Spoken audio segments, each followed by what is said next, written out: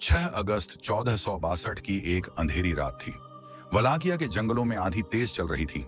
चांद की रोशनी में एक मंजर देखने लायक था, लेकिन उसे देखने वाले की रूह कांप उठती। शहर के दरवाजों के बाहर हजारों लाशें खड़ी थीं। ये लाशें जमीन पर नहीं पड़ी थीं, बल्कि एक लंबी बांस की फर्श पर छड़ी हुई थीं। कुछ अभी भी जिंदा थे, चीखते तड़पते, लेकिन कोई उन्हें बचाने वाला नहीं था। रात की हवा उनकी चीखों के साथ गूंज रही थी, और उन लाशों के समुंदर के बीच खड़ा था एक आदमी, एक शहजादा जो अपने मुल्क को बचाने के लिए इंसानियत को खौफ के समुंदर में डुबो रहा था। उसका नाम था व्लाद ड्रैकुला। दुनिया उसे व्लाद द इम्पेलर के नाम से जानती है। आज हम जानेंगे ये खूनी शहजादा असल में कौन था, हीरो या शैतान। व्लाद का असल नाम था व्लाद तृतीय। उसका जन्म 1431 में ट्रांसिल्वेनिया के एक छोटे से शहर सिगिशोवारा में हुआ। उसका बाप था व्लाद द्वितीय ड्रैकुल, जो वलाकिया का शासक था और एक Christian knightly order of the Dragon का सदस्य था। इस ऑनर्डर का मिशन था क्रिश्चियन यूरोप को मुस्लिम ऑटोमन साम्राज्य से बचाना। इस वजह से उसके बाप को ड्रैकुल कहा जाता था, मतलब ड्रैगन, और इसी से व्लाद का नाम बना ड्रैकुला, यानी ड्रैगन का बेटा। व्लाद का बचपन राजनीतिक तनाव और जंग के माहौल में गुजरा। वलाकिया एक छोटी सी रियासत थी जिसे दो ताकतवर कौवतों ने अपने बीच दबा रखा था।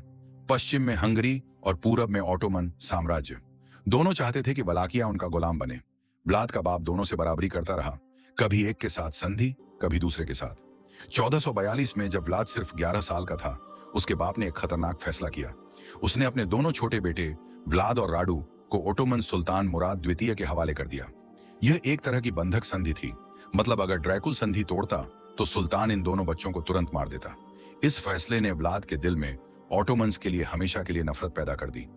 ऑटोमन दरबार में व्लाद और राडू का सलूक एक बंधक जैसा ही हुआ। उन्हें तुर्की तहजीब, जुबान और सियासत सीखने पर मजबूर किया गया। व्लाद ने कुरान और फौजी रणनीति पढ़ी, अरबी और तुर्की सीखी, लेकिन यह तालीम उसके लिए एक जहरीली लाल गोली थी। राडू छोटा भाई ऑटोमन्स से एडजस्ट कर गया। उसने सुल्तान के साथ वफादारी दिखाई, लेकिन व्लाद अलग था। उसने हर दिन अपने दिल में बदले की आग भरी। उसने देखा कि ऑटोमन्स अपने दुश्मनों को कैसे सजा देते थे। सबसे खौफनाक तरीका था इम्पेलमेंट। एक लंबी बांस इंसान के जिस्म के आर पार डाली जाती थी और इंसान दर्द से तड़पता हुआ दिनों में मरता था। व्लाद के जहन में यह तस्वीर हमेशा के लिए चिपक गई। 1447 में एक और त्रासदी हुई। व्लाद के बाप ड्रैकुल को खुद उसके अपने रईसों ने गद्दारी करके मार डाला, और उसके बड़े भाई मिर्सिया को दुश्मनों ने जिंदा दफना दिया। जब व्लाद ने यह खबर सुनी, उसके अंदर की इंसानियत का एक हिस्सा मर गया। अब उसके पास सिर्फ एक मिशन था, अपने बाप और भाई का बदला लेना और अपनी गद्दी वापस हासिल करना। 1448 में ऑटोमन्स ने व्लाद को समर्थन दिया और उसे वलाकिया का शासक बना दिया, लेकिन यह हुकूमत सिर्फ कुछ महीने चल पाई। उसके दुश्मन रईसों बोयार्स ने उसके खिलाफ साजिश रची और उसे भगा दिया। व्लाद को मोल्दाविया और फिर हंगरी भागना पड़ा। हंगरी में उसने यूरोप की राजनीति का असली चेहरा देखा। एक तरफ क्रिश्चियन राजा थे जो ऑटोमन साम्राज्य के खिलाफ लड़ रहे थे, दूसरी तरफ ऑटोमन अपनी कुदरत दिखाने में लगे हुए थे। व्लाद ने समझ लिया कि अगर मुझे अपनी गद्दी चाहिए तो मुझे सिर्फ ताकत से नहीं, बल्कि खौफ से राज करना होगा। 1456 में व्लाद ने हंगेरियन समर्थन और अपने खुद के लड़ाकुओं के साथ दोबारा वलाकिया पर हमला किया। इस बार उसने अपने दुश्मनों को हराया और गद्दी हासिल कर ली, लेकिन अब वह पुराना मासूम बंधक व्लाद नहीं था। अब उसने एक नया चेहरा अपनाया, एक ऐसा शासक जो अपने मुल्क को बचाने के लिए अपने लोगों को भी खून में डुबो दे। व्लाद ने ताज हासिल करते ही अपने सबसे पहले दुश्मनों पर वार किया, वलाकिया के रईसों पर। उसने एक बड़ी दावत रखी जिसमें सब बोयार्स को बुलाया। जब खाना खत्म हुआ, व्लाद ने उन सबको गिरफ्तार कर लिया। कुछ को तुरंत बांस पर चढ़ा दिया गया, बाकी को जंगल ले जाकर उनकी हड्डियां तोड़ तोड़ कर किले बनवाने के लिए मजबूर किया गया। यह था व्लाद का तरीका। दुश्मन सिर्फ मारा नहीं जाता था, उसे इतने खौफनाक तरीके से खत्म किया जाता था कि बाकी लोगों के दिल में हमेशा के लिए डर बस जाए। अगले कुछ सालों में व्लाद ने अपनी हुकूमत का सिक्का खौफ के जरिए चलाया। उसने चोरों, गद्दारों और दुश्मनों को एक के बाद एक बांस पर चढ़वाया। कहा जाता है कि उसके राज के दौरान 20,000 से 30,000 लोग इम्पेल हुए। सबसे बड़ा वाकया 1462 का था। ओटोमन सुल्तान मेहमद द्वितीय, जो कॉन्स्टेंटिनोपल के फतह करने वाले के नाम से मशहूर था, खुद 1 लाख सेना लेकर वलाकिया आया। लेकिन जब उसने मुल्क में कदम रखा तो उसके सामने एक मंजर था जो आज भी यूरोप के इतिहास की किताबों में लिखा है, फॉरेस्ट ऑफ द इम्पेल्ड। सुल्तान के कैंप के सामने हजारों तुर्की कैदियों की लाशें बांस पर छड़ी हुई थीं। हर तरफ बांसों पर छड़ी लाशें, चीखें, खून और खौफ का एक जंगल। सुल्तान ने यह मंजर देखा और कहा, एक ऐसा शहजादा जो अपने मुल्क को बचाने के लिए इस हद तक जा सकता है, उसे अपने मुल्क पर राज करने का पूरा हक है। फिर भी सुल्तान ने अपनी सेना आगे बढ़ाई। रात को व्लाद ने उनके कैंप पर हमला किया। यह था नाइट अटैक 8 तार्गोविस्टे। अंधेरे में व्लाद अपने घोड़े पर आया और सुल्तान के टेंट तक पहुंच गया।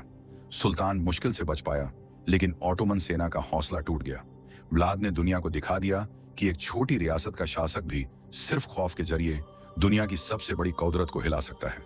लेकिन हर ताकतवर शासक के दुश्मन होते हैं। वलाकिया के अंदर के रईस फिर से उसके खिलाफ हो गए। उसका अपना छोटा भाई राडू द हैंडसम, जो ऑटोमन के साथ था, उसके खिलाफ लड़ने लगा। 1462 के अभियान के बाद व्लाद की ताकत कम होने लगी। हंगरी का राजा मैथियस कॉर्विन्स, जिसे व्लाद ने अपना दोस्त समझा था, उसने भी धोखा दिया। व्लाद को बुलाया गया और फिर कैद कर लिया गया। यह कैद 12 साल चली। कैद के दौरान भी व्लाद की तबीयत नहीं बदली। कहा जाता है कि अपनी कोठरी में उसने छोटे जानवरों और चिड़ियों को पकड़कर बांस पर चढ़ाया। उसकी आदत और उसका खौफ उसके साथ हमेशा रहा।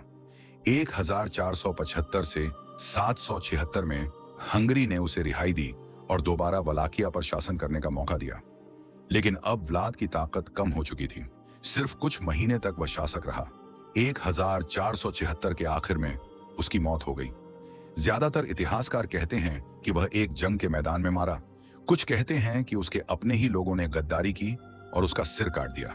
उसका सिर कॉन्स्टेंटिनोपल भेजा गया, जहां सुल्तान ने उसे अपने किले के दरवाजे पर टांग दिया, ताकि हर कोई देखे कि एक दिन खौफ का बादशाह भी अपने ही खौफ में डूबकर खत्म होता है। व्लाद द इम्पेलर एक अजीब विरोधाभास था। एक तरफ वह एक हीरो था जो अपने मुल्क को ऑटोमन साम्राज्य के खिलाफ बचाने के लिए लड़ा। दूसरी तरफ वह एक शैतान था जो अपने दुश्मनों को ऐसे खत्म करता था कि उनकी चीखें आसमान तक पहुंचती थीं। उसका तरीका बर्बर था, लेकिन असरदार। उसने चोरों को मिटा दिया, गद्दारों को सजा दी और अपने मुल्क की आवाम को अनुशासन में रखा। यूरोप में कुछ लोग उसे हीरो मानते थे क्योंकि उसने ऑटोमन विस्तार को रोक दिया। लेकिन ऑटोमन्स और उसके अपने दुश्मनों के लिए वह सिर्फ एक मॉन्स्टर था। उसका नाम ड्रैकुला उसकी जिंदगी के बाद भी जिंदा रहा और बाद में यूरोप की कहानियों में यह नाम वैम्पायर ड्रैकुला से जुड़ गया। लेकिन असल व्लाद का सच उससे भी ज्यादा खूनी था। व्लाद ड्रैकुला एक नाम जो इंसान के दो चेहरे दिखाता है। एक तरफ अपनी कौम का रक्षक, एक योद्धा जो अपने मुल्क के लिए सब कुछ कुर्बान कर गया। दूसरी तरफ एक ऐसा खूनी जो इंसानों को बांसों पर चढ़ाकर उनकी चीखों में सुकून ढूंढता था। इतने सालों बाद भी सवाल वही है, क्या व्लाद द इम्पेलर को तारीख एक विलन के तौर पर याद करेगी या एक ऐसे राजा के तौर पर जिसने अपने दुश्मनों के दिलों में डर का समुंदर बसा दिया? दोस्तों, आपको क्या लगता है? मुझे कमेंट बॉक्स में जरूर बताइएगा और इसी तरह की सच्ची कहानियां सुनने के लिए चैनल को सब्सक्राइब कर लीजिए।